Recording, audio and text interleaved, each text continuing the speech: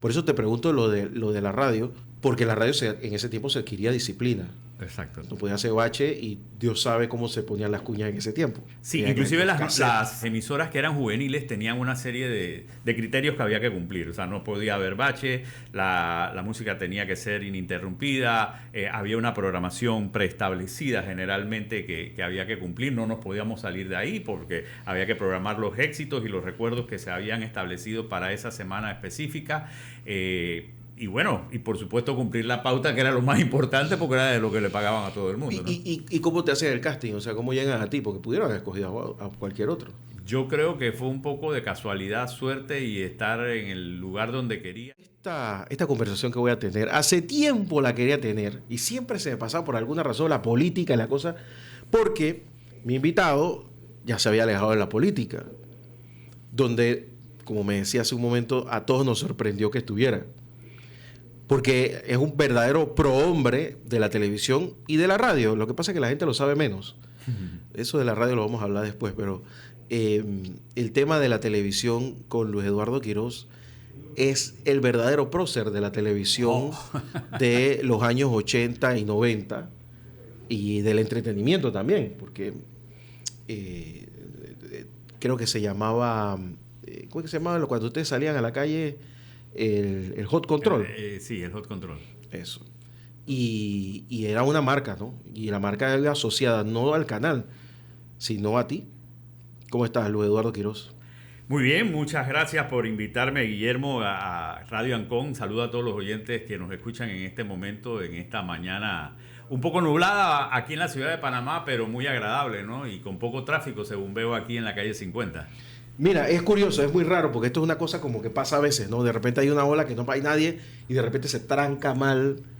Pero lo bueno que aquí ves que yo tengo todo el día esta vista de estar pendiente de lo que pasa en... Ahora, si está así, es porque en algún lugar puede ser que está muy trancado. Exactamente. Y eso es malo. No deja que fluya para acá. Claro, exactamente. Entonces ya, cuando no ves ningún carro, hay mucho carro, no es bueno. Bueno, y casualmente tú hablabas de esa época mía en la televisión y fue esta calle un lugar donde pasé mucho tiempo porque trabajaba un poquito más abajo, ¿no? Donde ahora queda el Hotel Riu, que quedaban las instalaciones de Telemetro. ¿Ese fue tu primer trabajo en televisión? Sí, mi primer trabajo en televisión, estando en escuela secundaria. Comencé el primer año a trabajar ahí. ¿Qué año fue ese? En el 83. Y yo estaba en sexto año de escuela secundaria cuando comencé. Pero no somos tan lejanos. Yo estaba en tercer año. No, lo que pasa es que yo me he llenado de canas y tú no, pero tú piensas que yo soy más viejo y no es así. Bueno, tu hermano es de mi edad. Exactamente. Sí, somos contemporáneos. Eduardo es algo menor que yo, bastante menor que yo. Fíjate que yo era amigo de Eduardo desde los 17 años. Exacto. Y nunca, no te conocí hasta muchos años después. Sí, porque acuérdate que hay una diferencia de edad entre él y yo, aproximadamente son 5 años. Y en esa época yo estaba muy metido ya en el tema de la televisión y él estaba en esa época en la escuela y entrando después a la universidad, ¿no? Así que en esas épocas se marcaban las diferencias. El tiempo hace que esas diferencias se vayan acortando y cada vez uno sea más la misma generación, ¿no? Ahora, la gente se acuerda de ti por recientemente, por haber estado en la Asamblea Nacional de Diputados, que no vamos a hablar nada de eso porque... No, podemos hablar también. O sea, yo no tengo ningún problema de hablar de ningún tema. Yo, no, pero... Como digo siempre, pregunta lo que quieras que yo digo lo que me da la gana. No, yo lo quiero hacer muy al final, porque hoy quiero aprovechar que estás aquí, porque aprovechemos la tecnología para que quede grabado, que eso es algo... Yo entrevisté a Lloyd O'Malley en algún momento y no lo quedó grabado, y eso como me duele. Y hay solo un libro de historia de la televisión panameña, que está ahí más o menos, yo creo que tú lo has visto. Por ahí me lo enseñó alguien, y yo creo que hay que hacer muchas cosas. Y se habla muy poco de la historia reciente de la televisión, pero yo no quería hablar de la historia de la televisión, sino de tu historia de la televisión. Ok, hay otro libro que habla de una etapa de la televisión panameña, pero vista desde la perspectiva de uno de los protagonistas, que es el libro que se hizo para los 40 años de Telemetro. Ese libro lo escribimos entre Estela Villarreal y yo principalmente, y con aportes de muchas personas y la ayuda del equipo de Corporación Metcon ahora. Ese libro en el año que se conmemoraron los 40 años se lanzó, pero es más bien un libro de colección, no hay una publicación abierta que se pueda adquirir. Sin embargo, ahí hay bastantes datos interesantes sobre muchos momentos de esa historia y de eso que tú me quieres preguntar hoy. Mira, tú me decías en broma y en serio que en esa época, en los 80, ustedes eran el grupo Vamos de la época y el RPC eran los partidos tradicionales y RPC estaba muy instalado. Yo me acuerdo el Chavo del Ocho, las series de televisión, y de repente entra muy somera, entra el canal, creo que se pasó 1 año o 2 años con películas. Sí. Y eran solo películas. Y después entraba cómicas después, Capitán Futuro y todas esas cosas en la tarde. Y un buen día arrancan con una programación un poco discreta, ¿no? Primero comienzan había un programa de juegos, creo que era el Oscar de la Fortuna. El primer programa de producción nacional realmente fue el programa de videomusicales que se llamaba Los Grandes de la Música, que inicialmente era en off y lo hacía César Sanjur y luego lo comenzó a hacer en off Manolo Barroso. Después entonces decidieron ponerle presentadores y ahí fue donde entré yo acompañando a Manolo Barroso y comenzó toda la era esa de la producción. ¿Y tú sabías de música, Luis Eduardo? Yo venía de la radio, había trabajado en 3 estaciones de radio a esa corta edad, teniendo 18 años. ¿A dónde estuviste? Yo estuve en Estéreo Rey con Martínez Blanco, en Radio Mundial, que era el grupo de los Zúñiga, y también en Radio 10. Pues en Radio Mundial trabajaba más salsa y Radio era más rock. Era más pop, más rock, era una emisora muy pegada entre la juventud. Era con la competencia, porque yo empecé en el 85, me metí de todas maneras, gracias a mi buen amigo Aquiles, en Estéreo Panamá. Esa era la emisora legendaria del rock and roll. Saludos a Aquiles Lombardo, donde quiera que esté. Sí, claro. Y te recordamos también la época en que su papá hacía el programa de tangos y todas esas cosas. Bueno, yo era el operador de su programa, 2 años, el don Modesto Lombardo Vega. Llegaba a las 6:10 de la mañana todos los domingos. Sin falta, estuviera lloviendo, tronando, y hacía el programa 6 horas sentado ahí, se paraba y se iba como si nada. Lombardo, familia muy destacada de Penonomé. Sí. Ya tenía sus 80 y algo de años en ese entonces, imagínate. Y había disciplina, pero entonces, por eso te pregunto lo de la radio, porque la radio en ese tiempo se adquiría disciplina. Exacto. O sea, no podía hacer bache y Dios sabe cómo se ponían las cuñas en ese tiempo. Sí, inclusive las emisoras que eran juveniles tenían una serie de criterios que había que cumplir. O sea, no podía haber bache, la música tenía que ser ininterrumpida, había una programación preestablecida generalmente que había que cumplir. No nos podíamos salir de ahí porque había que programar los éxitos y los recuerdos que se habían establecido para esa semana específica. Y bueno, y por supuesto cumplir la pauta, que era lo más importante porque era de lo que le pagaban a todo el mundo, ¿no? ¿Y cómo te hacen el casting? O sea, ¿cómo llegan a ti? Porque pudieron haber escogido a cualquier otro. Yo creo que fue un poco de casualidad, suerte y estar en el lugar donde quería estar, ¿no? Porque cuando uno desea las cosas se pronuncian y se dan. Yo empecé en la radio de casualidad trabajando con Martínez Blanco porque había un operador que se había ido y habían 2 espacios y llegué un día por ahí por casualidad y él nos ofreció, ¿y ustedes qué están haciendo? ¿Y qué quieren hacer? Y entonces, como siempre, él preguntaba, ¿no? ¿Y tú cómo te llamas? Yo me llamo Luis Eduardo Quiroz. ¿Y tú Quiroz? ¿De qué Quiroz? ¿Cómo se llama tu papá? Yo conozco a tu papá, tu tío, todo lo otro. Y comenzó, ¿no? Con su historia, los que llegaron a conocerlo, los oyentes más avanzaditos de la emisora sabrán de lo que estoy hablando, ¿no? Porque era una persona muy pintoresca y que siempre hacía asociaciones de familiaridad, de conocidos y todo lo demás, ¿no? Entonces quedé haciendo un turno los domingos de 6 de la tarde a 12 de la noche y ahí comencé en la radio y primero era operador. En algún momento tuve la osadía de abrir el micrófono. En vez de regañarme, lo que hizo fue decirme, hazlo con prudencia, hazlo con precaución. Cuando vayas a hablar, prepárate. Y de ahí comencé a hablar, saqué mi licencia de locutor y después quedé trabajando en Radio Mundial, en un programa. De ese programa de Radio Mundial me escucharon la gente que trabajaba en Radio 10, que era la emisora, digamos, estelar del grupo, y me llevaron a hacer diferentes programas en Radio 10. Y entonces de ahí saltas a Telemetro. Salto a Telemetro porque cuando estaban buscando el compañero para Manolo Barroso en Los Grandes de la Música, hacen un casting entre todas las emisoras y en Radio 10 me tocó salir yo, hablando por Radio 10. Y cuando me vieron, me escogieron tal vez porque yo tenía cara en esa época de peladito, tenía freno, tenía el pelo largo y yo creo que sí tenía algo de energía que se desbordaba, ¿no? Entonces eso hizo una diferencia y era un buen contraste ante esta figura un poco más, ya Manolo tenía 20 y tantos años, era más serio, más reservado, así que creo que hacíamos un buen contraste y por eso me escogieron. Sí, yo siempre notaba que tú eras el que más hablabas y Manolo como que repellaba, ¿no? Manolo te daba el pie y después entonces él cerraba. Sí, son estilos, ¿no? Y temperamentos también, ¿no? Ahora yo no hablo tanto, pero a veces hablo mucho. Y me gusta el concepto, ¿vea? Lo voy a anotar por ahí. No, pero es que estaba recordando que ustedes entran al programa, no voy a entrar en detalles técnicos de cómo fue cambiando todo. En un momento lo voy a hacer, pero sí te puedo contar una anécdota. En esa época los que hacían programas de música salían ensacados, con saco y corbata. Al mejor estilo de ahora en el ejecutivo, ¿no? Todos bien ensacaditos, bien elegantes. Y nosotros éramos disruptivos porque nosotros salíamos con camisitas de manga corta, con pantalón, con zapato, con media, bien peinadito, pero no usábamos saco. Entonces eso era de avanzada en aquel momento. Yo me acuerdo en RPC tenía a Eduardo Frangias, saco, corbata. Y Adame. Y don Guillermo Antonio Adame. Ese tiempo muy joven también, sí. Una postura así muy todo. Sí, muy elegante, era el estilo de la época, Claro. Y llegan ustedes y que no, que aquí estamos con camisa manga corta, sin saco y pantaloncito de vestir, porque tampoco era que íbamos en jeans.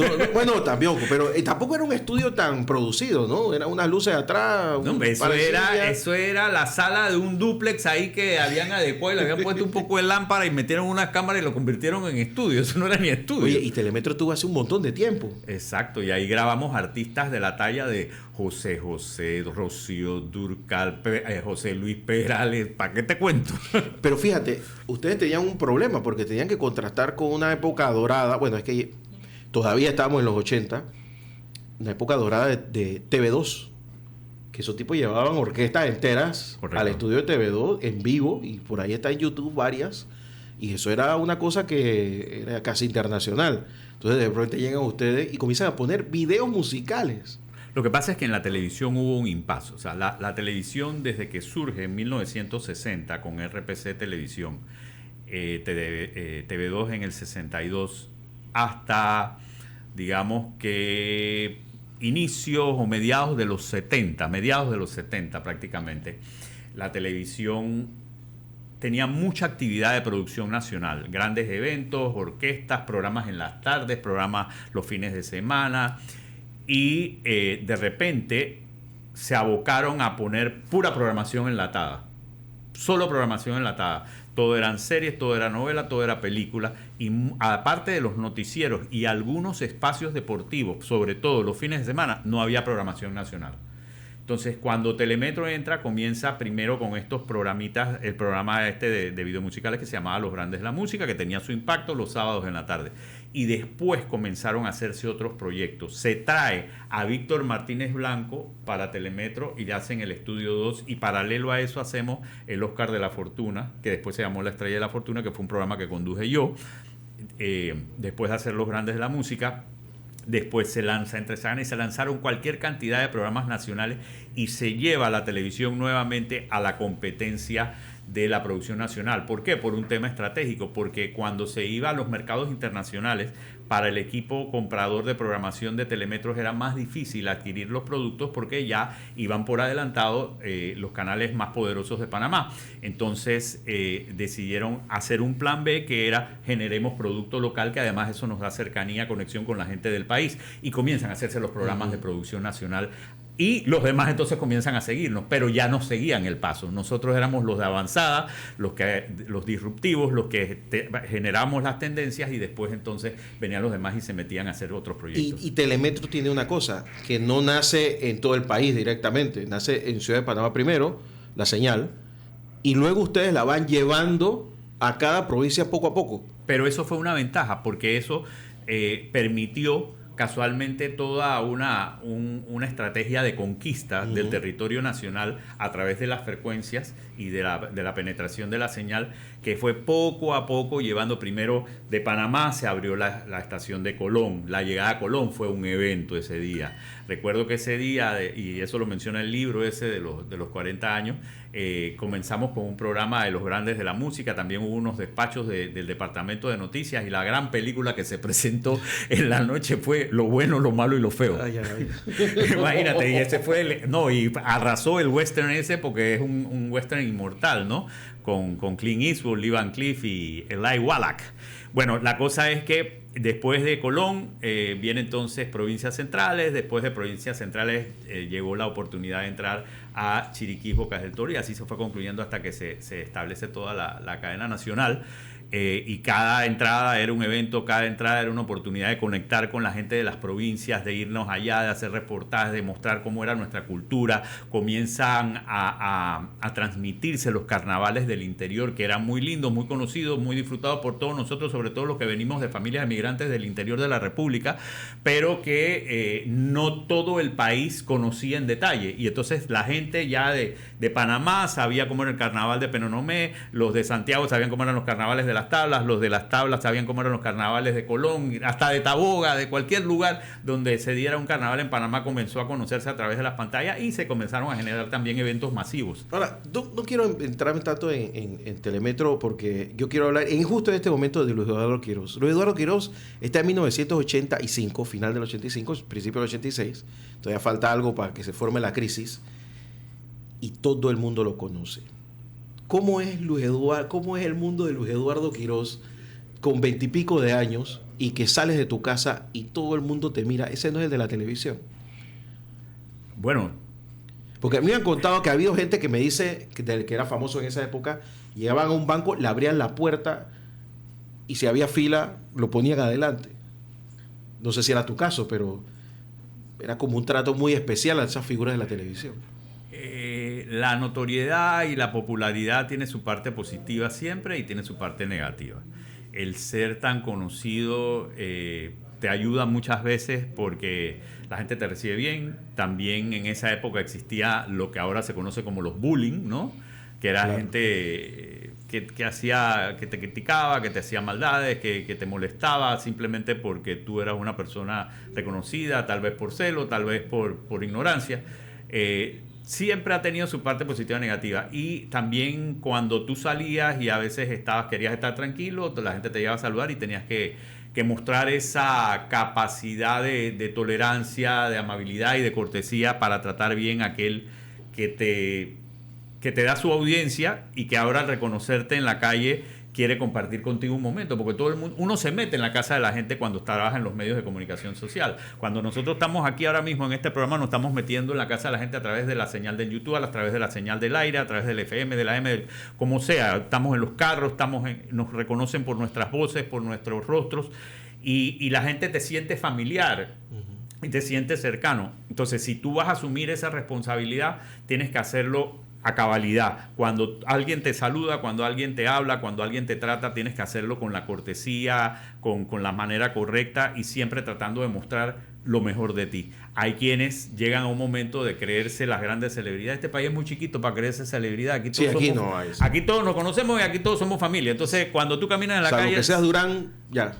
Sí, o sea, pero entonces tienes que tratar bien a todo el mundo, tienes que encontrar la manera de hacerte lo más normal posible, ¿no? De comportarte como lo haces siempre, como lo haces cuando estás en tu casa, como lo haces cuando estás con tus amigos, y no andar con fantochería, que es lo que muchas personas ahora, con esto de las popularidades de las redes sociales, han comenzado a desarrollar. O sea, esas redes sociales no tienen el impacto que teníamos nosotros en aquel momento, cuando era prácticamente un mercado cautivo.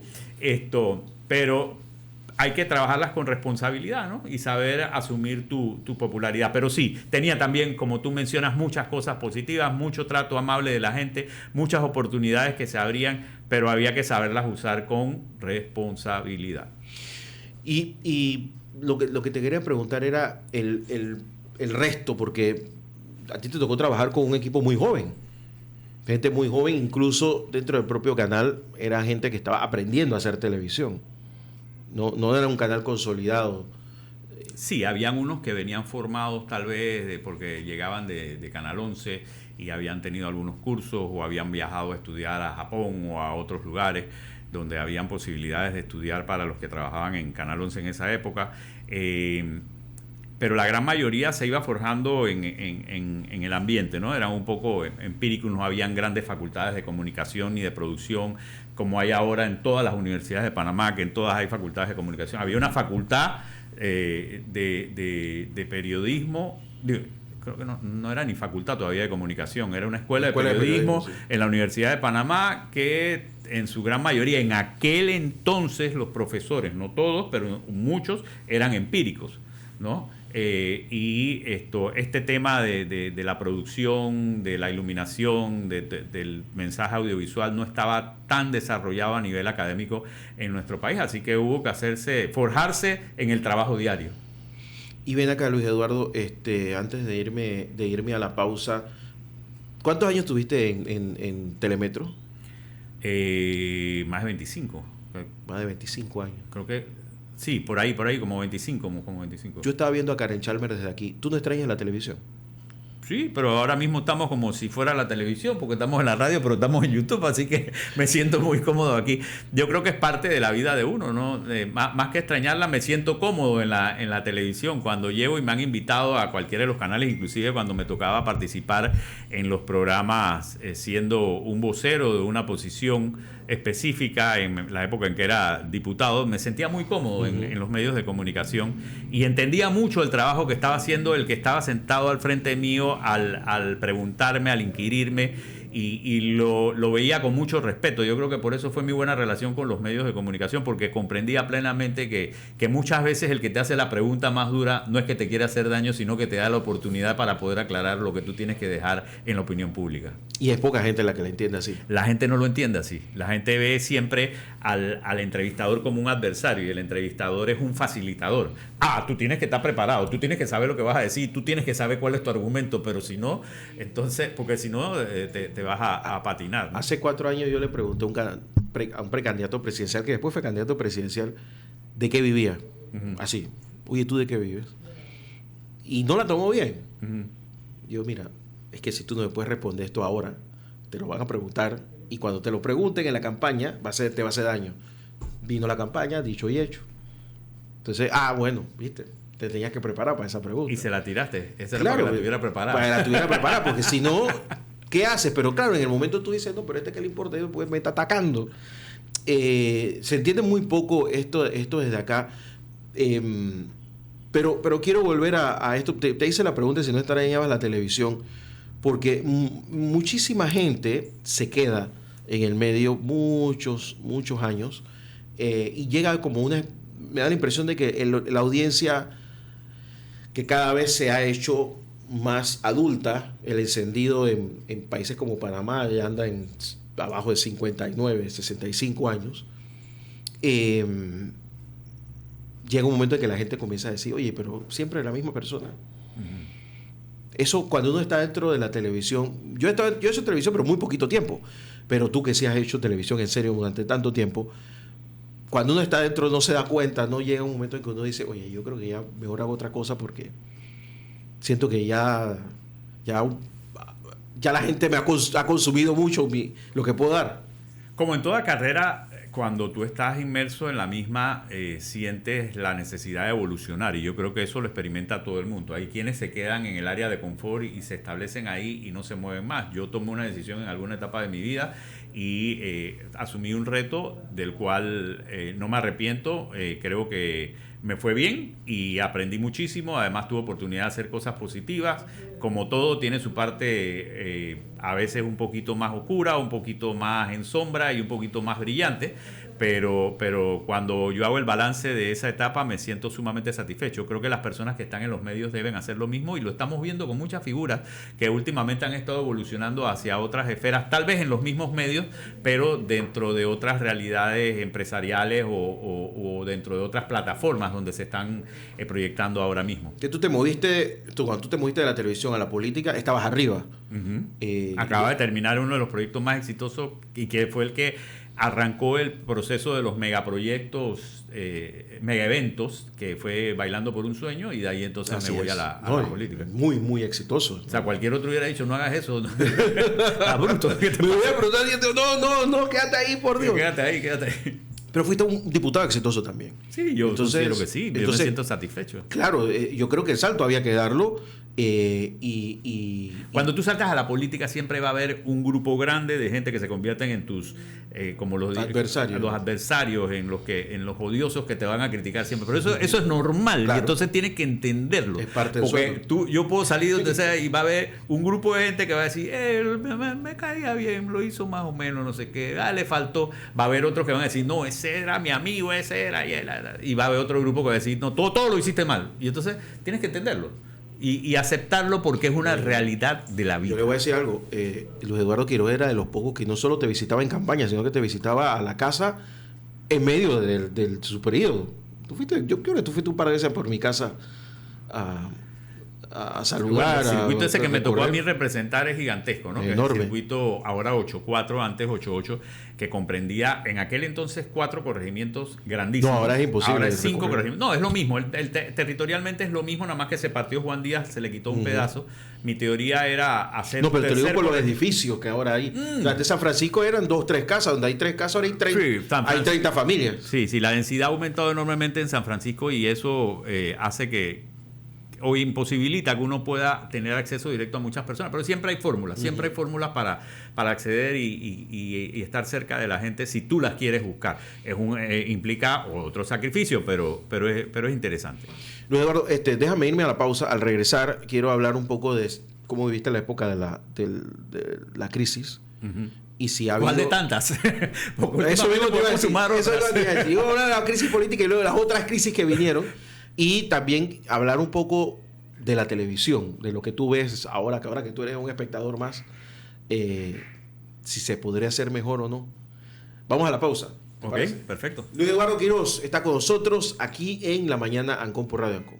Oye, Luis Eduardo, de verdad que se vació la calle 50. Ahora sí estoy comenzando. Voy a tener que averiguar qué está pasando, porque está raro esto a esta hora aquí en calle 50, que está soleado y despejado. Pero sí, bueno, la calle está casi, uno puede cruzarla de extremo a extremo sin mirar a los lados. Muy extraño todo, pero bueno. Luis Eduardo Quiroz está con nosotros, exdiputado, expresentador de televisión. Yo lo que te iba a preguntar es que, bueno, tú estabas en un gran momento cuando comienza la crisis del 87, 88, 89. Incluso llegan los policías llegan a entrar a Telemetro en medio del noticiero, ahí se forma una crisis, se censura. Aquí mucha gente no sabe que aquí en Panamá los noticieros de televisión se cerraron y solamente se permitían noticieros que fueran totalmente acólitos al gobierno. Los periódicos salían con manchas negras porque había censores. Exacto. Que decían esto no va, esto tampoco. O sea, una cosa muy nazi. Y cada medio tenía un sensor que revisaba el material antes de salir y que estaba ahí operando al lado del director de noticias diciendo esto sí, esto no, esto sí. Eso pasó en Panamá, parece mentira. Eso pasó en Panamá. En Telemetro no voy a reservar el nombre, hubo un censor que nombró la dictadura y que estaba ahí, llegaba ensacadito a hacer su trabajo. En su momento. Como usted. Después fue una persona importante. No, aquí varios de esos, casi todos. Uno llegó a magistrado, otro llegó incluso otro llegó a catedrático de derecho. A decano. A decano sí. de una facultad. Exacto. Y hay otros que salen en televisión diciendo cómo se hace la democracia. Exacto. Ahora. Exacto. Pero bueno, este es un país que ha sido... Hemos vivido muchas cosas muy interesantes. Bendecido por la tolerancia. Por eso podemos a veces darle algunos consejos a los venezolanos y decirle, tengan paciencia, esto es poco a poco, y tiene sus altas y sus bajas. Y a veces uno siente que tiene la victoria en sus manos y se desvanece y se escapa como agua, ¿no? Es que se ha vendido eso de que la dictadura fueron 3 años, ¿no? Fueron 21. Fueron 21 años, exactamente, con altas, bajas, momentos difíciles, momentos de persecución, pero asimismo, como había momentos de persecución, después el país se ponía de acuerdo y decidía seguir creciendo económicamente, y entonces había un impasse y los sectores económicos se cuadraban con la administración para que las cosas funcionaran, y después venía otra crisis y así nos fuimos arriba, abajo, arriba, abajo, arriba, abajo. En mi opinión muy, muy humilde, yo creo, sí es verdad que la invasión interrumpió ese proceso dictatorial, pero yo creo que con sus implosiones la dictadura daba para 10, 15 años más. Es probable, es probable. Sí. Iba a terminar cayendo sola, pero porque mucho tenía un proceso después de desgaste, pero iba a ser un poco después. Exactamente. Ya se daban algunos... Comenzaron los momentos de rebeliones internas que surgen en el 87. Bueno, ya en el 85 hubo como algún amago, en el 87 con lo de Díaz Herrera, después vinieron otras cosas, lo lamentable de Giroldi, que fue muy sangriento. Pero yo creo que iban a seguir presentando esas situaciones. Tu caso tenía una tinte especial porque tu familia estaba involucrada, no precisamente del lado del gobierno, sino de todo lo contrario. ¿Cómo tú, que me mandabas una imagen de diferente, o sea, no, imagen no noticiosa, no de conflicto, todos los días, pues viviste eso cuando la cosa agudizó? Sí, lo que la gente no sabía es que una cosa era el rostro que uno mostraba en televisión, porque bueno, estabas haciendo un programa de entretenimiento y lo que tenías que hacer era llevar un poco de esparcimiento, alegría y felicidad a la comunidad, ¿no? Y cuando yo estaba acá en lo privado, esos temas eran recurrentes, me preocupaban, participaba, siempre estuve más en temas, como siempre digo yo, detrás de cámara, ¿no? En organización o atrás, apoyando. Sin embargo, eran temas que ocupaban mi atención, mi preocupación permanentemente desde muy, muy joven. Tú después te metiste ya bastante en el tema de la radio. O sea, había sido una primera etapa, pero después entras a una segunda etapa donde, pues, ya cuando nace Metcom y también con otras emisoras que se armaron fuera, digamos que como que asesoraste, ¿no? Lo que pasa es que en algún momento yo quedé de gerente de las emisoras de Metcom. De 2004 a 2006, 2007, por ahí. De 2004... Tengo los números un poco cruzados ahí ahora mismo. Pero en algún momento yo estuve encargado de las emisoras, que en ese momento era eran dos, ¿no? La informativa y la de entretenimiento. Y ahí volví a involucrarme en la radio, volví a estar activo, estuve vinculado a las asociaciones de radiodifusión y sí, me tocó hacer una etapa interesante ahí en la radio. Yo te iba a preguntar, ahora que te sientas a ver televisión y que están estos programas que son franquicia, canta por no sé quién y baila con no sé quién, cosa que ya ustedes habían arrancado con un programa muy similar, pero ahora casi todos son marcas, franquicias que se venden y que te dicen, bueno, se hace así y tú la haces allá y viene el éxito. Esto que ahora vemos con las novelas turcas no es nada diferente a las novelas venezolanas y mexicanas de los 80 y los 90. Exacto. O sea, no es un fenómeno, lo único que cambió fue el país que los produce. Da la impresión de que la televisión no ha evolucionado tanto, sobre todo en América Latina y en esta zona, no ha evolucionado tanto desde aquella época. Y aún así, si tú ves una encuesta del CIEP, por ejemplo, de la gente de Harry Brown, te dice que en Panamá, hoy por hoy, el medio hegemónico donde la gente busca información es la televisión. Sí, por el cañón que tiene de impacto y penetración, la televisión sigue en una posición beligerante.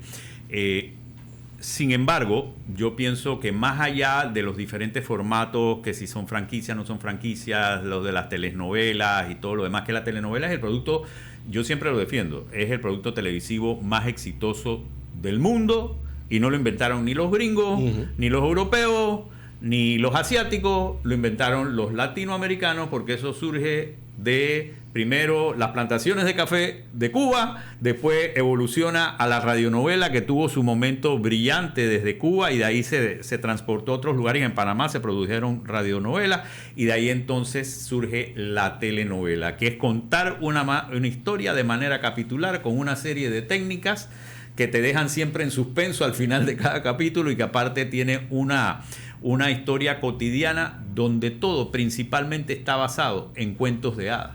Porque si te pones a ver todas las novelas son cuentos son cuentos infantiles, ¿no? Son las hermanastras con la Cenicienta, hay un príncipe azul, hay esto, hay lo otro. Siempre son las mismas historias reempaquetadas con otros nombres, con más humor, con menos humor, con el estilo y el sabor de cada país que la está produciendo, pero al final es lo mismo. Son cuentos de niños contados en pedacitos y con argumentos a veces o con historias un poquito más adultas entremezcladas. Eso es todo. Entonces, ¿qué pasa con la televisión panameña?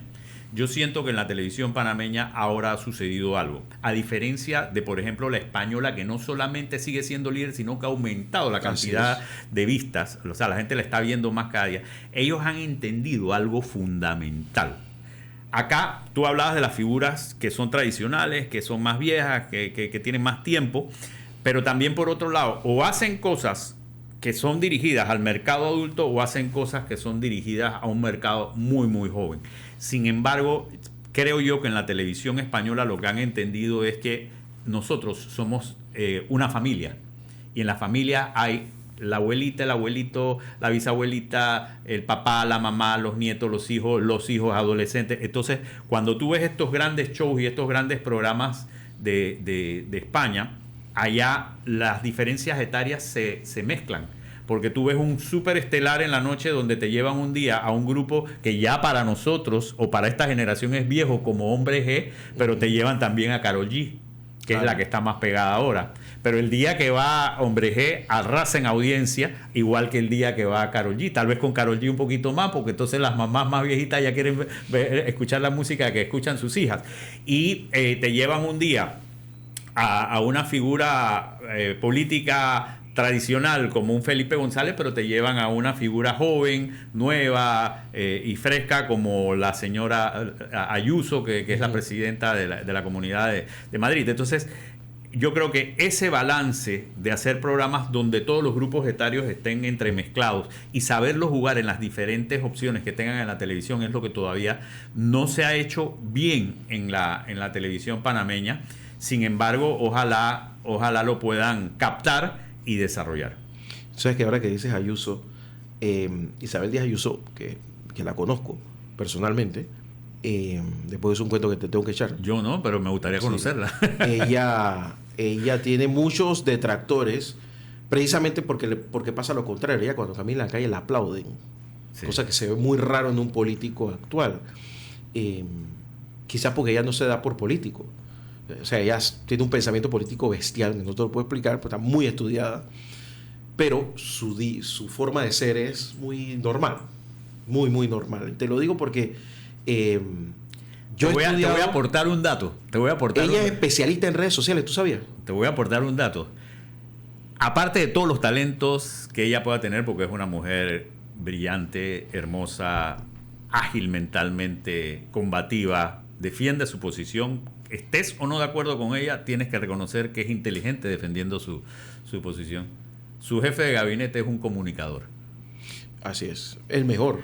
Miguel Ángel Rodríguez, que yo lo conocí aquí en Panamá, en algún momento. Y yo creo que eso es parte de la magia. Y fue profesor yo soy becario FAES, que es donde él trabajaba, y el tipo piensa en cómo lo ve la otra persona, no piensa en política. No piensa en el discurso, eso viene después, eso es parte de la herramienta, pero cómo se proyecta. Entonces, me llama mucho la atención que ellos tienen varias cuentas de Twitter y de Instagram y están focalizadas en diferentes segmentos. Exacto. O sea, el Instagram de ella manda un mensaje, pero el Instagram de fans, que no se llama así, que tiene otro nombre, tiene otro mensaje. Ayusomanía. Y tú ves las fotos que evidentemente las está tomando alguien cercano a ella, pero no pareciera que lo maneja ella, evidentemente no lo maneja ella. O sea, ese tipo de estudiar Eso no es manipular la opinión pública, es persuadir. utilizarlo, Es persuadir. es utilizar todos los medios de comunicación. Yo se lo digo a la gente, pero no me lo entienden aquí en Panamá. En todo, tú tienes que aprovechar todos los espacios comunicacionales para poder llegar a donde tú quieres venderte. Es que tú no puedes hacer que una figura pública deje de desarrollarse de manera integral, porque uno es uno solo. Entonces, si tú vas a hablar de mí, yo soy el comunicador, pero también soy el hijo, pero también soy el papá, pero también soy el abuelito, también soy el amigo, también soy el político, también soy, o sea, el que le gusta a su país, soy el panameño. No podemos alejarnos de lo que somos, pero en cada una de esas aristas o esos roles que nosotros desempeñamos hay oportunidades para proyectarnos. Allá falta es el gran comunicador o el gran estratega que sabe detectar cuáles son esos puntos que van a conectar. Allá iba. Es que no hace falta solamente ser famoso. Pues tú puedes ser muy famoso, pero si no sabes cómo llegar a la gente, no lo vas a lograr. Mario Vargas Llosa no fue presidente de Perú. Roberto Durán no fue diputado y se postuló. Tú te postulaste a la primera y saliste. Pues sabías cómo llegar a la gente. Es la suma de muchas cosas, pero sí, también sabía cómo llegarle. Y me gustaba lo que estaba haciendo. Porque otra cosa cuando tú participas del mundo político es que el mundo político tiene dos esferas. Uno es la esfera cuando ya estás en el ejercicio del cargo y la esfera de la campaña. Hay quienes plantean que la campaña es poesía y que la esfera del ejercicio del cargo es prosa. Pero tienen que gustarte las dos. Entonces, tienes que disfrutar cuando vas a estar en la discusión de la ley, hablando como diputado, ¿no? Tienes que disfrutar cuando estás en la discusión de la ley, cuando estás en la redacción, cuando estás en la aprobación o cuando estás en la oposición a un proyecto. Pero también tienes que disfrutar ese proceso previo de la campaña, que es fundamental, porque es ahí donde te conectas con las personas. Entonces, si tú no disfrutas la cotidianidad, la comida panameña, la gente no es que tengas que salir bailando reggae todos los días, pero tienes que entender cómo piensa y siente tu pueblo para poder conectarte con él. Entonces, cuando tú haces eso, lo tienes que hacer de manera auténtica. Tú no puedes, o sea, alguien no te puede pasar un niño y tú cargarlo si tú no sientes cariño cuando lo vas a acariciar. Tú tienes que sentir lo que siente cualquier panameño cuando lo acaricia, porque si no, eso se nota que eres un farsante. O sea, aquí hay gente que se mete en la política, pero entonces creen que la plata es todo. Creen que el dinero puede comprar las voluntades únicamente. Sí lo hace a veces, ayuda mucho, puede hacerlo. Lamentablemente no hay valores, pero cuando tú participas políticamente, sobre todo en el proceso de campaña, tú te descubres y tienes que mostrarte de manera auténtica. Y esto te lo digo, bueno, no sé si viste que ya la Asamblea Nacional llegó al siglo XXI finalmente. Ya usan YouTube, ya tiene multicanales. Tú ves un canal que tiene el Pleno y otro que tiene una comisión, otro que tiene otra comisión. Alguien llevó finalmente las transmisiones de la Asamblea del siglo XXI. Y es bueno porque ya la gente no siente que es como una cosa oculta. Esas comisiones, ¿qué es eso? Y ya la gente se entera, ¿no? Que mira, que el revolú que se formó con Chapman, pero la gente lo está viendo. Y sí, es verdad que ahora hay canales HD de aire y todo lo demás, pero la tecnología ha llegado. O sea, nuestro gran televisor es este celular que tú cargas en la mano y que la gente entra y que la gente busca una emisora de radio o, sobre todo, un canal de televisión para ver si lo que vio en WhatsApp es verdad. Sí, porque los medios tradicionales tienen esa ventaja, que es donde tú vas a chequear o rechequear si lo que dijo la red es correcto, es cierto. Entonces, eso es una responsabilidad y además una oportunidad, porque tú sabes que si lo puso uno de estos medios grandes, tradicionales, no hablemos solo de la televisión, hablemos de los medios tradicionalmente impresos, ya tú sabes que debe ser verdad. Porque para que ellos lo pongan tiene que pasar por una serie de filtros que se han establecido y que ellos siempre cumplen, generalmente. ¿Tú qué habrías hecho diferente en tu época? ¿En qué aspecto de en la televisión? Cuando estás en la televisión, ¿qué decisión tú dices hubiera tomado esta otra decisión mejor? Yo creo que lo que yo hice en su momento fue acertado, y si no hubiera llegado a donde estoy, no me arrepiento de lo que hice. ¿Tu hija es presentadora de televisión? Mi hija, varias de mis hijas son comunicadoras. La mayor es presentadora de televisión. tiene un programa ahora mismo y además está muy activa en sus redes sociales, que son una potencia, o sea, tiene una cantidad de seguidores y ha hecho un nicho muy específico, que es que ella es una mamá de 4 hijos, ¿no? Como yo le dije una vez, ¿tú quieres poblar el mundo? Y ella se volteó y me dijo, ¿y tú de qué carajo me hablas? Si tú tienes 4 hijos también. A ver si me vas a dar un consejo tú. Paila le dice a Sartén. Bueno, y entonces pero ella tiene una red que está enfocada en eso y donde ha desarrollado una comunidad muy interesante de seguidoras principalmente. La siguen muchas mujeres, porque ven en ella a una persona que se esfuerza, que trabaja, que tiene sacrificios, que a veces le pasan trastadas, porque también cuenta cuando le pasan cosas que no son agradables, y ha tenido también que vivir momentos difíciles con tantos hijos y con la vida normal, pero creo que ha logrado abrir su nichito ahí, que está muy interesante. El problema que yo he conversado con personas que saben de esto, de las redes sociales, es un tema de que es muy dinámica. Lo que hoy es muy popular, de repente comienza a caer. Ya el Facebook, por ejemplo, está como para nosotros. Ya tú ves que la tía, el tío, que ve Facebook, y ya está pasando con YouTube también. La gente joven se mueve a Twitch, y ya la gente sale de Twitch y hay otras cosas también, y se van como avejentando rápido, y la televisión sigue ahí, la radio sigue ahí, con menos intensidad que antes, pero por lo menos todavía le queda una población fiel. Creo que eso va a pasar como el libro, ¿no? Que va a estar ahí todavía un tiempo largo. Eso me sirve para responderte la pregunta que te dejé inconclusa hace un momento, cuando tú me decías que hubieras hecho diferente. Yo creo que en la primera etapa me siento bastante satisfecho de lo realizado. Creo que tuve un impasse entre del momento que evolucioné a ser diputado y después de diputado un poquito más, donde dejé de estar conectado permanentemente con la evolución de las cosas. Y aunque uno sigue formándose de manera permanente, esto va a una velocidad que me ha costado un poco de trabajo coger la velocidad de nuevo y volverme a poner un poco al día. Y yo creo que esa es la clave de todo, o sea, mantenerse activo, aprendiendo, reconociendo y ejecutando, porque si no lo practicas, si no te metes en las cosas, no aprendes las nuevas tecnologías y las nuevas plataformas que se están desarrollando, que han ido cambiando el mundo. Este es un mundo que ya no se maneja como antes, se maneja a mucha velocidad. Oye, sonó el teléfono.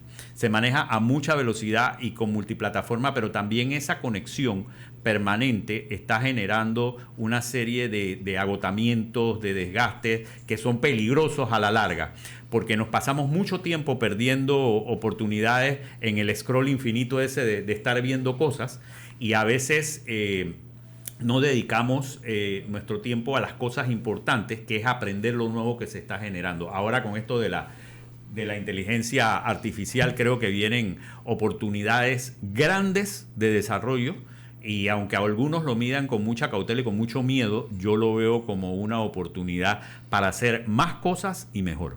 ¿Sabes qué? Este tipo que te estoy enseñando aquí se llama Rick Beato. Fue un presentador de televisión en algún momento en Estados Unidos y productor musical. Ya tiene sus 71, 70 años. Y él un buen día, sí, después que se retiró, un buen día agarró y comenzó a poner videos en YouTube analizando música. Y comenzó a entrevistar a viejos artistas, y comenzó a entrevistar a gente que de repente la gente se le había olvidado, que estaban por ahí, Rick Springfield, no sé, decirte a alguien, bueno, toda esta gente, y analizar a los nuevos con el conocimiento musical que él tiene. Y ya va por 4.4 millones de suscriptores. O sea que me he dado cuenta también que la red no es que hay una edad. Lo que hace falta es un buen contenido. Hace falta un buen contenido y tú desarrollas tu nicho. O sea, tú decides a qué te vas a dedicar y la gente te comienza a seguir, ¿no? Y en base a eso tú te mantienes. Y lo otro es que hay que estar constantemente emitiendo cosas, publicando cosas y generando ese contenido que haga que la gente se sienta atraída hacia tu bendita comunidad, ¿no? Que es lo que siempre mencionan, ¿no? porque cuando ya se acostumbran a verte todos los días, tú sientes que es como un momento de alivio cuando tú ves a esa persona y escuchas el mensajito, escuchas la palabra, escuchas el análisis que esa persona te aporta. Yo lo que te quería preguntar para ir finalizando, y era precisamente en esto, ¿vas a hacer algo más? ¿Tienes pensado planes en el futuro? ¿O ya te vas a buscar una hamaca y vas a ver el mar? No, para nada. Yo sí lo pienso hacer. Yo sí pienso irme a una hamaca y viajar y que la gente se olvide de mí dentro de 2 años. No, yo me siento activo todavía, desarrollando cosas, viendo oportunidades, inclusive en los medios. No descarto la posibilidad de regresar a los medios en algún momento, de manera más formal. Estás entero. Sí. Estoy muy joven para jubilarme y para otros muy llenos de canas para trabajar, pero aquí estamos, ¿no? Siempre tengo ese tipo de contrastes, ¿no? Pero bueno, ahí vamos. Sí, yo tengo algunas cositas que estoy ideando, estoy desarrollando una posibilidad de negocio con una persona, estoy por otro lado viendo la posibilidad de regresar a los medios también, y algunos aspectos de comunicación, pero más bien a nivel de asesorías. Luis Eduardo Quiroz, te agradezco mucho haber estado con nosotros a esta hora de la mañana.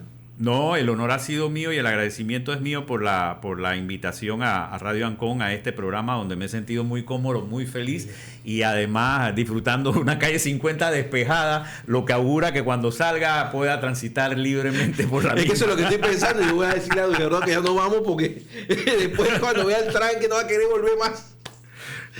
Así que lo conozco bien el tranque de la calle 50. Sí. Tuvieron muchos años. Yo no me acuerdo cuándo, fíjate, no me acuerdo cuándo fue que se mudaron allá el 12 de octubre. Eso ya fue el 2000, ¿no? 2005 creo que fue que se mudaron para allá. 2005-2004 comenzó la transición hacia la 12 de octubre. Te iba a decir, sobre los tranques, ahí lo que hay que ejercitar es una virtud muy importante que se llama paciencia. Poner Radio Ancon y escuchar algo interesante. Eso es lo mejor que puedes hacer. Eso es lo que hace mucha gente y se los agradezco mucho que nos toleren. O sea, que yo he estudiado mucho este tema me gusta estudiar mucho el tema de los medios porque yo vengo de la tecnología. Y yo estudié política también. Es correcto. Y me tocó también estudiar, por eso conozco a Isabel, este tema de los medios. En España estudié Telegenia y es periodista. Y para la gente que está en partidos políticos lo buscaban así, todos los que estuvieran cerca de los medios de comunicación para entrenarlos. Y viendo las estadísticas, estas emisoras ya tienen un nicho muy claro, pero el tranque en Panamá, por ejemplo, hace una diferencia entre una sociedad y la otra.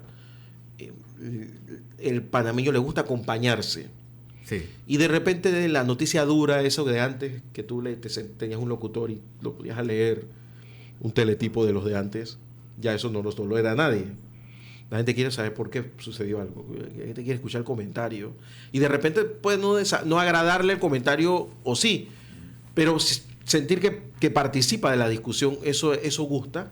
Y que te lo expliquen un poco, porque también en los noticieros de televisión tradicional lo que vas a escuchar es eso que tú mencionas como la noticia dura, pero acá en la radio tú escuchas el comentario, el análisis, las diferentes visiones, porque no todo el mundo tiene que pensar igual sobre un mismo tema, y eso te va creando un contexto diferente para analizar. Porque viste en WhatsApp una cosa y después cuando tú escuchas en la radio, no, es que no era así. Y todavía en Panamá en la mañana se escucha más radio que se ve televisión, pero como hay tantas emisoras, no se nota.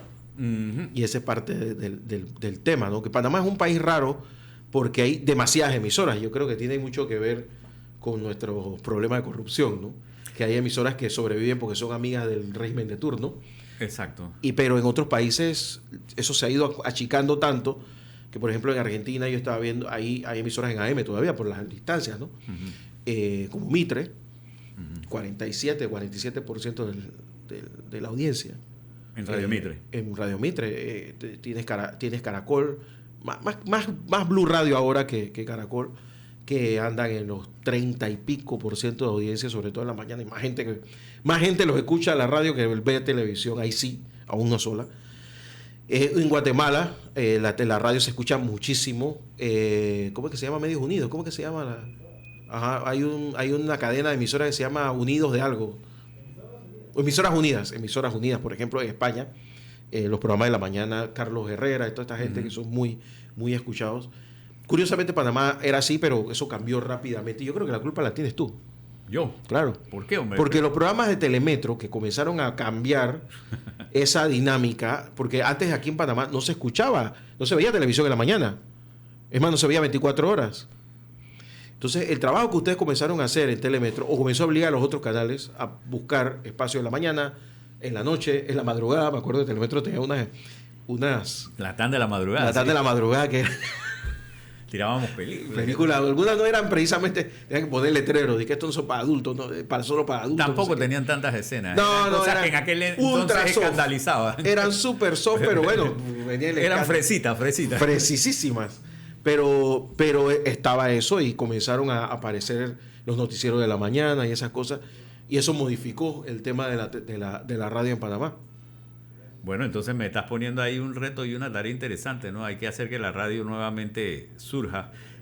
Yo creo que hay grandes oportunidades, sobre todo por la cultura de los podcasts que está generándose recientemente. Y yo creo que eso que tú aportabas de que la radio te acompaña y te conversa ahí poco a poco, ¿no? Te va como ese amigo que te va echando la historia y nosotros vivimos. Acabo de ver algo esta mañana muy interesante. Dice, el mundo puede cambiar. El mundo puede evolucionar. Antes era, como tú decías, Facebook, después Instagram, después vendrá Twitch, vendrá lo que sea y todas las plataformas o maneras de comunicarnos van a variar. Pero lo que se va a mantener es que vamos a seguir contando historias.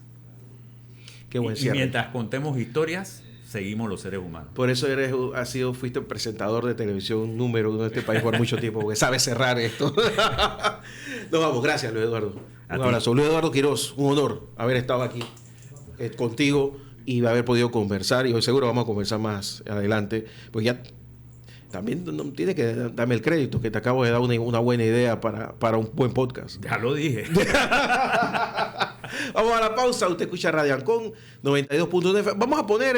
Vamos a repetir la tertulia de la mañana, sí, porque teníamos un problema con el internet, porque como estamos muy tecnologizados, cuando el proveedor se daña, se fregó todo. Así que vamos a volver a poner la tertulia, así que yo lo dejo hasta acá. Yo soy Guillermo Ruiz, muchas gracias a Diego Hurtado, muchas gracias a Roberto Camaño. A las 11 el prime time de Manuel Núñez. Soy Guillermo Ruiz, pásenla bien.